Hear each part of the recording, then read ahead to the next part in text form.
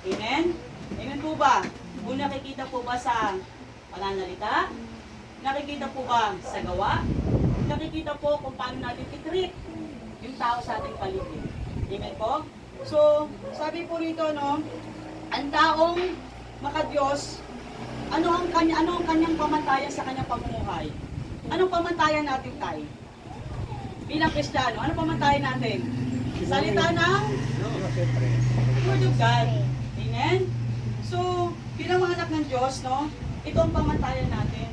So, alam natin kung ano yung mga utos o mga bagay na ayaw ng Lord. Amen po? Ano yung mga utos na masasaktan natin ang kalooban ng Panginoon? Amen po? So, bilang mga Kristiyano, ito po ang ating pamantayan. Amen? So, ang taong makadiyos, tandaan po natin, no, nakikita nga po talaga sa kanilang karakter. Amen? Sa pag-uugali. No? Kaya po sabi dun sa Romans chapter 12 verse 2, huwag tayong makiayon sa takbo ng mundong to. Kasi kung makikiayon tayo sa pattern ng mundong to, ilalayo lang tayo nito sa ating Panginoon. Amen po ba? Amen. Nakita niyo na po ang mundong to. No? Ang tao busy. Busy saan? Kahit nga bata, busy. Saan busy? Di ba? Akala ko dati busy lang nagtatrabaho. Si Enoch busy rin, kala mo nagtatrabaho din eh. May nilalaro, sabi ko, Lord, ganito na ba talaga sila? No? So, sabi ng Panginoon, huwag tayong makiayon. Amen po? No? Sabi ganun, living a holy life is a product of living a godly life. Ito po yung sabihin nun.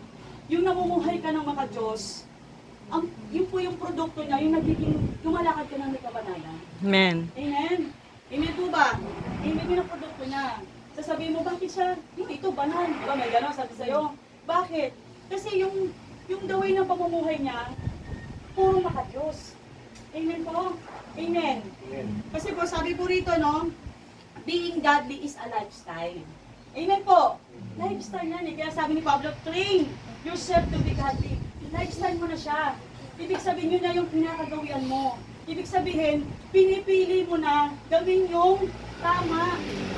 Amen? Sabi ganun, tinitrain mo na yung sarili mo na magpakumbaba kaysa mag-yabang.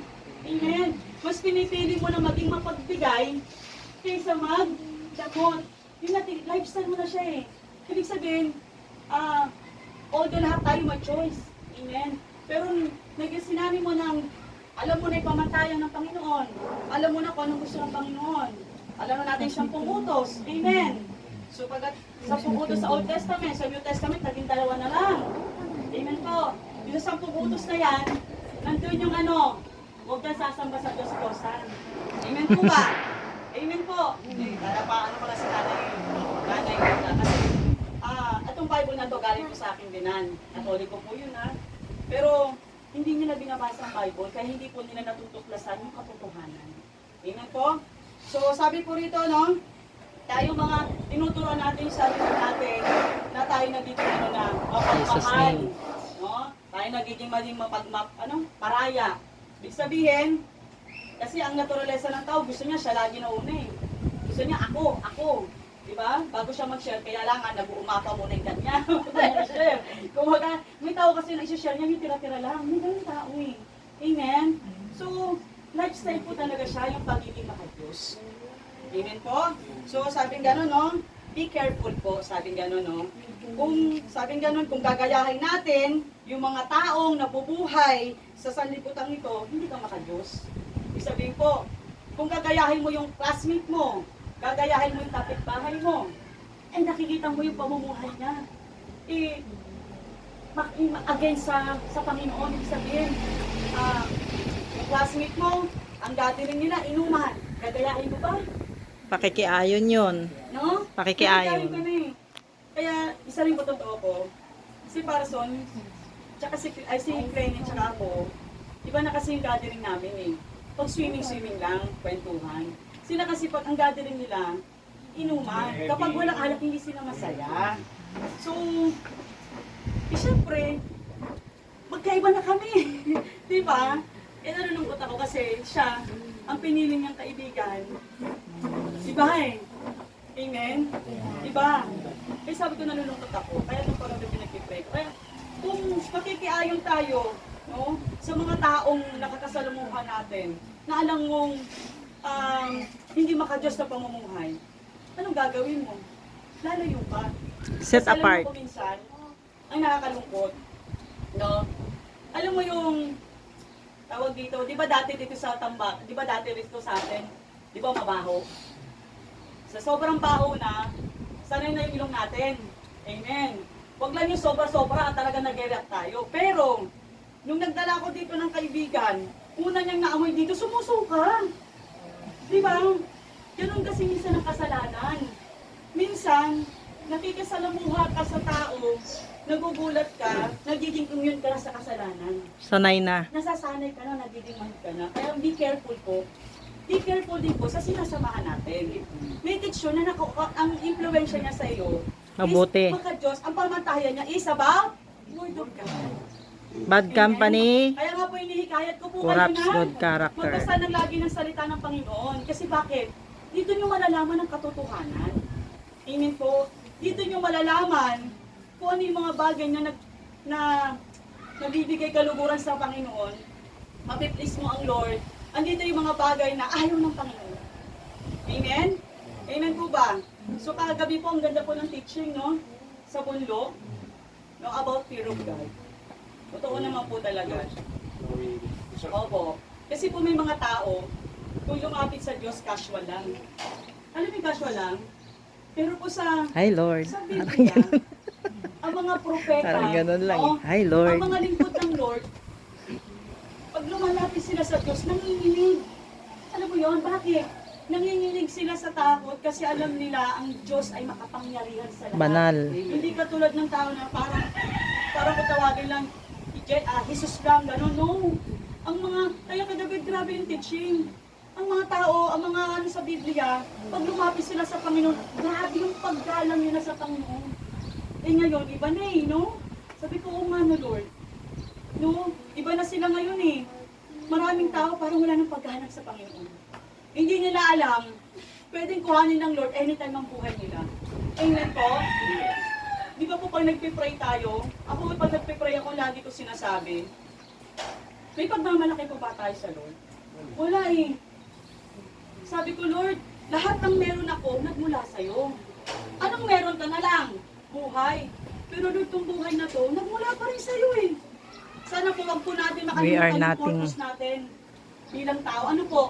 Ito'y para no, sambahin at purihin ang ating Panginoon. Yun po ang purpose natin. Kaya po tayo nabubuhay. Amen? Ang paglingkuran ng Panginoon. Amen po? So, sabi po dito, no? Sabi po dito, no? What we do, we become. Ibig sabihin po rito, kung ano yung ginagawa natin, nagiging ganun ka. For example, kinausap ka niya, nagsinungaling ka. Kinausap ka niya, nagsinungaling ka. Yung lagi ka nagsisinungaling, ano nagtawag sa'yo? Sinungaling. Sinungaling. Kung ano yung ginagawa mo, nagiging ganun ka. For example, mahilig ka magbigay. O, mahilig ka magbigay. Tapos nakita mo, nagbigay ka. Kabibigay mo, naging ano ka na? Giver. Generous ka na. Kung ano ka, nagiging ganun ka. Ibig sabihin, mas lalo ka nagiging mapagbigay. Amen po ba? Amen. Ang sabi naman po dito, what we are, we do. Kung ikaw, mabuting tao ka, anong gagawin mo? Siyempre, kabutihan. Amen. Pero kung masama ka, ano gagawin mo? Kasamaan. For example, di ba, kayo po, meron tao na sabi mo, ayan, malikot ang kamay niyan. Di ba, may ganon. So, pag malikot ang kamay, anong gagawin niya? Malaman, mamumuka siya ng tikan niya. Di ba, meron ganon, ako, lupunin mo. Malikot ang kamay niya. Di ba, meron ganon? Kasi kung ano siya, yun yung gagawin niya. Amen? Kasi bakit? Kasi kumbaga, parang marami nang na-prove nyo na. Amen po ba? Kumbaga, pinakapagsabi na siya. Sa patunayan na. Kasi meron din akong nakuha ganyan gumagawa sa bahay ko. Na, akala mo binabantayan mo, pero hindi, magaling talaga siya. Hindi ko alam, nilalabas na pala yung pintura, nilalabas na pala yung mga dressing. Sabi ko, ganun pala yun. Pero ang galing ng Lord, kasi sabi sa akin ng Lord, nakaupo ako, sabi ng Lord sa akin, buksan mo yung bag niya. buksan mo yung bag niya. Sabi mo, narinig ko talaga, buksan mo yung bag niya. Hindi na ako makapagbigay kasi talagang paulit o pinuksan ko yung bag.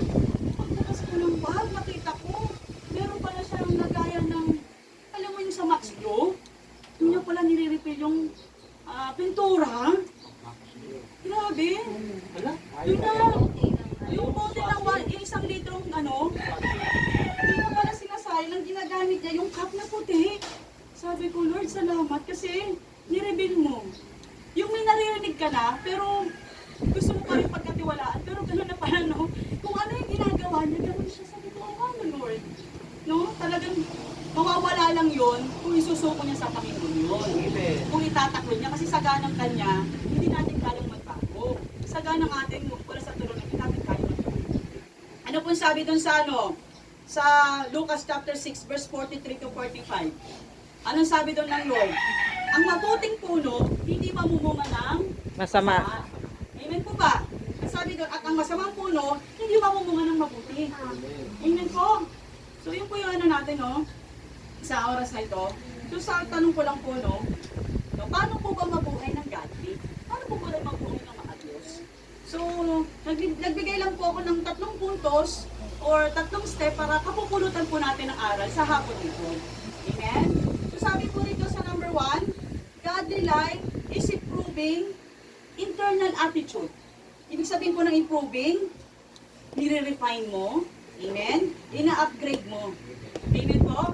Sabi dun sa Matthew 23 verse 25, si Jesus Christ, no? Talagang kinikriticize niya, kinukondemn niya yung mga iskriba at saka pariseyo. Sabi niya, mga hipokrito kayo. Kasi bakit? Kasi ang nililinis nyo lang yung panlabas. Amen? Pero yung pangloob, sabi niya ganon, punong-puno ng kasamaan, punong-puno ng self-indulgence. Ibig sabihin, yung pansariling benepisyo lang. No? Alam niyo po, hindi naman po masama na magpaganda. Amen? Hindi naman po masama na magpariban ka, magpakilay ka. Amen? Kahit naman ako, nag-meron tayo ng moisturizer, no? Hindi naman po masama na tawag dito na magpakilay ka. Walang masama. Pero kung gano'n yung effort mo, na pagandahin yung panlabas mo, sana gano'n din po tayo sa panloob. Amen po. Amen. Sana gano'n din po tayo sa panloob na pag-uugali. Amen po. Ang ano lang po kasi, no, minsan po kasi tayo, ang pinapaganda natin yung panlabas kasi yan ang nakikita. Paano naman po yung panloob? Kasi hindi po nakikita. Amen? Madaling itago. Amen po ba? So yun yung hinikayat ng Lord. No, kung mamumuhay tayo ng makadiyos, kailangan po, pagawin din po natin yung panloob natin pag-uugali. Amen po ba? Amen. So yun lamang po, no? Tingnan din po natin, no? Yung patayuhan natin. Yung ating po pag-uugali. Napakahalaga po yan. No? Bilang mga Kristiyano. Mag-effort din tayo. No? Pero sagalang natin sa Lord, tanggalin mo to. Ako, lagi ko sinasabi, Lord, tanggalin mo yung pagiging prangka ko. Kasi prangka ko dati. Masaktan na masaktan. Pero glory to God. Kasi pag sinabi mo sa'yo na, Lord, tulungan mo akong alisin to, tutulungan ka ng Panginoon. Lord, tulungan mo ako yung palasagot. No? Lord, tulungan mo ako na yung punganga ko is Bibig lang. palamura. Tatanggalin ng Lord. I-surrender mo sa Lord eh. Kaya lang po hindi minsan, alam nyo minsan kasi ang Panginoon, napakabuti ng Lord, alam nyo kung bakit. Kasi po tayo may free will. Amen. May free will ka eh. Kalayaan. May kalayaan ka, hindi tayo ginawa ng Lord na robot. Mamaya niyan, kunyari binago ka ng Lord. Sasabihin mo, Lord, bakit mo ako binago? Pakialamero ka eh. Pero kasi gano'n eh, no? Baka pag binago ka ng Lord, galit ka pa. Hindi napakaano ng Lord kasi binigyan ka ng desisyon. Kaya tandaan niyo po, kaya po maraming tao sa impyerno, yun yung mga tao na nireject nila ang Panginoon Jesus. Nireject nila ang salvation. Yung mga nagsasabing wag daw silang pakialaman. Oo, yung sabi nila, don't judge me. Oo, Tapos, yan, don't yan judge yung me mga doon sa yan. impyerno. Kasi ayaw niya nire-rebuke. Oo, yung pinapalalahanan mo. Parang sis, parang iba na yung ganito ha. Pag mga ganun po, may nagpo-correct sa atin, ibig sabihin, no, may nagmamahal sa'yo. At saka po bago po mangyari yan, ang Lord nagbibigay sa'yo ng warning. Yung warning ng Lord, pagmamahal yun. Kinukundi ka ng Lord. Ako, ganyan eh. No, nakapagsalita ako hindi maganda, sabi ng Lord, humingi ka ng tawad. Pero ba ano, ginawa, humingi ako ng tawad, sir. Humingi din ako ng tawad sa taong yun. Mm. Amen. Ganun po ang Holy Spirit, sasabihin niya sa'yo kung tama mali yung ginagawa mo. Kasi mismo ikaw mararamdaman mo kung may bigat sa puso mo. Amen po. Amen po ba? So pangalawa po, no? Godly life, having a fear in God. Ito yung topic kagabi ni Pastor Joey. Ano yung fear in God? Banal na pagkatakot sa Diyos. Pag may banal ka na pagkatakot sa Panginoon, grabe yung pagkahalang natin. Amen? Amen po ba? Alam niyo po dun sa Revelation, di ba, dun kay John, yung pinakita ng Lord, yung glimpse na nga kung paano magsamba ang mga saints, mga anghel, yung mga lingkod ng Lord na nasa langit. Alam mo paano sila magsamba sa Diyos? Alam mo ba yung mukha nila? Nakatalo sa floor. Amen? Ganun nila i-worship ng Lord. Kasi talagang, atas ang kinakanta nila, puro holy, holy, holy. Mababasa niyo po sa Book of Revelation. Totoo po yun. No? Ngayon, ang tao ngayon, worship, worship, tingin ang tingin kung saan. Worship, hindi mo lang maipikit ang mata. Alam niyo po yung worship? Praise and worship, napakahalaga po nun sa Panginoon. Amen? Talaga, Yung nakikinig ka ba? tayo, O, saan ka yung nakatingin? itaas mo ang kamay mo, yung magsaba natin sa Panginoon. Amen? So napakahalaga po nun, na talagang, ang mata bakit kino-close? Kasi ito marami nakikitang distraction. Tama. Amen po? So yung po lang sabi ganon, godly life, having a fear of God, ibig sabihin, pag mayroon kang banal na pagkatakot sa Diyos, ibig sabihin, you hate evil things. Kinamumuhian mo yung masasamang gawain. Amen po ba? Ibig sabihin po nun, may takot ka na gumawa ng masama dahil mahal mo ang Panginoon. Amen po. Parang ikaw, parang ano lang eh, ako, no? Yung asawa ko, alam ko kung ano yung kinagagalit niya. Amen. May takot ako sa asawa ko na gawin ko yung ayaw niya kasi mahal ko. Bakit? Para walang away. Amen. Same with our God. Diba? Alam natin kung anong away ng Lord. Ayaw ng Lord ng masama. Amen. Kasi lagi tayong may choice eh. Palagi kang may option. Gagawa ka na magsisinungaling ka o hindi. Mamumupit ka o hindi. Magbibigay ka o magdadawin ka. Nasa atin po lagi yung choice. Amen. Pero alam po natin kasi kung ano yung mali at tama at masama at mabuti. Amen po ba? Amen. Yun yung, pag may fear of God ka, ito rin po yung may nakakita o wala, nagiging honest ka. Integrity. No? Yung nakakita o wala, ginagawa mo yung tama. Parang ganito lang eh. Wala yung supervisor natin. No? Patulog muna tayo. Meron ganun kasi. Meron naman na, andyan yung supervisor o wala, sila lang, wala lang ang trabaho. No? Meron pong ganun. Sa school, amen? Sabi sa akin ni Paula, ma'am, yung mga classmate ko, lahat sila nangungopia. Basta ikaw anak, hindi ka nangungopia, okay lang yan. Mababa ka, basta hindi ka nangungopia. Amen? So, ganun po eh, no? Itinuturo natin kung ano yung tama. So, sabi po rito sa Proverbs chapter 22 verse 4, sabi niya, ang pagkatakot kay Yahweh at kapakumbabaan ay nagbubunga ng yaman, buhay, at karangalan. Totoo na po yun. No? Kapag ikaw may banal na pagkatakot sa Diyos, humahaba ang buhay mo. Pagpapalain ka ng Lord. May reward po yan, hindi pwedeng wala. Ang Lord po is talagang rewarder. Amen? So, sabi din po rito sa Proverbs chapter 14 verse 27, ang pagkatakot kay Yahweh ay bukal ng buhay. Sabi niya, at ang taong mayroon nito ay malayo sa kamatayan. Amen? Ibig sabihin po, protektahan ka ng Lord. Amen. Kapag may banal kang pagkatakot. Hindi lang ikaw, no? Ganun din ang pamilya mo. Amen? So, panghuli na po, pangatlo, sabi po rito, godly life having a devotion to God. So, pag sinabi pong devotion, andun yung pagmamahal mo sa Panginoon, andun yung dedikasyon mo, no? Yung paglalaanan mo ng oras ang Panginoon sa buhay mo. Amen po ba? Kasi po maraming Pilipino, kung sino-sino, kani-kaninong devoto. Amen? Pero kung babasahin niyo po sa Bible, no, wala po kayong mababasang ganon. Amen? Nalulungkot ako kasi grabe po kasi yung pandilignan ng Diablo. Merong devoto ni Iting na Nazareno, devoto ni Padre Pio, devoto ni Mama Mary. Alam niyo po, tandaan niyo po, ang Panginoong Hesukristo lang ang daan sa kaligtasan. Ang Panginoong John Hesukristo lang 14:6. hindi relihiyon, hindi mabuting gawa, hindi yung mataas ang pinag-aralan mo, hindi ikaw may pinakamataas na posisyon sa bansa, hindi po.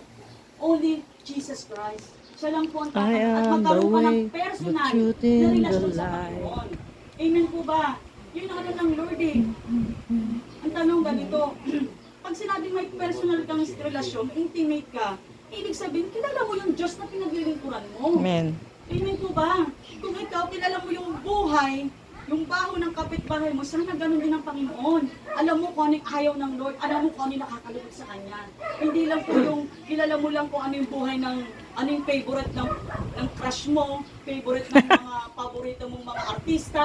No, nakakalungkot. Nawa, kilalanin mo rin yung Diyos na lumikha sa'yo. Yung Diyos Amen. na may-ari ng buhay mo. Amen. Yung Diyos na nag-iingat sa'yo. Yung nagpapahala sa'yo. Amen po. Kaya lagi ko pong hinihikayat, no?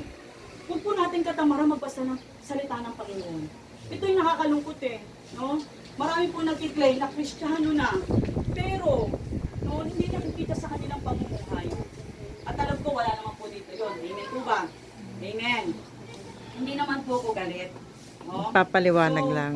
Kaya dito sabi po dun sa Deuteronomy chapter 6 verse 5, sabi ganon, you shall love the Lord your God with all your heart, with all your mind, with all your soul. Ito yung sinasabi ng Lord. Amen po, na mahalin po natin siya ng buong puso. Amen po, ng buong lakas. Kaya po sabi ganon, no, nakakalungkot kasi ang kaaway, marami talaga siya nalilinlang. Amen po, maraming mga tao na talagang sinasamba nila yung mga Diyos-Diyosan na gawa ng tao. Alam niyo po ba ang first na ganun? Tandaan niyo gawa ng tao yun. No? May mata, hindi nakakarinig. May tenga, hindi, may mata, hindi nakakita. Ibig sabihin, ginawa ng tao, ba't mo sasampahin? Di ba doon na galit ang Diyos Ama sa mga Israelita? Kaya grabe yung put ng Lord, grabe yung punishment na binigay sa kanila. Alam niyo po sa Ten Commandments, sa Old Testament, sa Exodus chapter 20, ang sumasamba sa Diyos-Diyosan, alam niyo yung curse, yung sumpa, 4 na henerasyon. Kaapu-apuhan. Kailangan maputol yun. Kunyari, anak ako, si Paula, unang henerasyon, anak ni Paula, pangalawa, yung anak ni Paula, ganun yung curse ng Lord. Doon galit na galit ang Lord. Alam niyo po, dito na, alam niyo nung binabasa namin to nung pandemic, dito po, nung binabasa na to ni Paulo, sabi ko magbasa ka ng salita ng Panginoon. Dahil si Paulo, na-contaminate. Anong na-contaminate? Close contact sa may COVID. So 15 days siyang na-quarantine. Sabi ko magbasa ka ng salita ng Panginoon. Dito na nakita na ang Panginoon galit na galit tuwing ang mga Israelita sumasamba sa Diyos-Diyosan. Amen? Doon na nalaman. Doon nabuksan yung isip niya. Kaya sabi ko, Lord, salamat. No? Doon yung ano niya. Kasi po, no, ang mga ano po kasi ngayon, tawag dito, ako kasi wala naman po akong ano, no, kasi lahat ng tao mahal ng Diyos eh. Lahat ng tao nais ng Lord maligtas. Kaya lang po talaga ang diablo, deceiver talaga, mapagod. So tayo po bilang mga lingkod ng Lord, maging wise po tayo. Gusto mo ng katotohanan? Yung sinasabi ko, hanapin mo sa Bible. Amen? Pwede po kayo magtanong kasi alam niyo po malapit nang dumating ang Panginoon. Amen po ba? Malapit nang dumating ang Lord. Nakikita niyo na yung mundo pasama ng pasama. Grabe na yung rumors ng gera. Pakistan, India, ayun, Israel, Iran. Amen? Yung sa Matthew 24:24 na sinasabi nila, yung nasa Ezekiel 38 at saka 37, nangyayari na po. Napupulpil na po. Ang lahat ng nasa Biblia ay nakakatotoo na po. Konti na lang. Amen? Anytime po, pwede nang mag-rapture. Sa pagtunog So, ng kailangan trumpeta. be ready po, no? Be ready. Kasi ang Lord tumitingin saan? Sa puso. Sa So, pagtunog kaya lagi po tayong ng manalangin. trumpeta. No? Kung ilang oras Si kang nagsiselfone, Jesus ay nawa ang Lord paglaanan mo din ang darating oras. Amen po? Tandaan niyo po, isa lang po ang kaluluwa ng natin. trumpeta. Amen. At pag tayo po ang nawala sa mundo ito, dalawa lang pupuntahan natin at doon ay forever. It's either langit o impyerno. Ang nakakalungkot, lahat ng tao gustong pumunta ng langit. Kaya lang mayroon bang pupunta ng langit na namumuhay ka ng nangangalunya ka? Amen? Na namumuhay ka ng alasinggero ka? Kasi dito sa lupa, ang Lord binibigyan na sila ng chance na magbago eh. Amen po? Hinihikayat sila na tanggapin ng Panginoon. May requirements po sa langit. unang-una po tanggapin natin ang Panginoong Jesus, our Lord and Savior. Amen po. Amen. Amen po ba? So, tayo po, no bilang mga Kristiyano, i-check po din natin ang ating sarili. Ang conclusion na po natin. Lord, namumuhay ba ako ng makadiyos na pamumuhay? Check mo, Lord, paano ba ako? Kasi nga, it's a lifestyle eh. Sasanayin mo sarili mo eh. Hihingi mo lagi ang tulong ng Panginoon. Amen po ba? Lord, madaldal ako eh. Lord, kontrolin mo yung dila ko. No? Ganun ako, Lord. Pag madaldal na ako, Lord, kontrolin mo yung dila ko. Ay, mainitin ang ulo ko. Lord, kontrolin mo yung temper ko. Kasi sagana natin, hindi ko kaya eh. Kaya lagi ako humingi ng tulong sa Panginoon. Pero ang galing ng Panginoon, kasi alam bakit? Babaguhin ka niya unti-unti. Hindi biglaan, unti-unti. Slowly but surely. Amen po ba? Sige po, palakpakan natin ang Panginoon. Magandang po ba?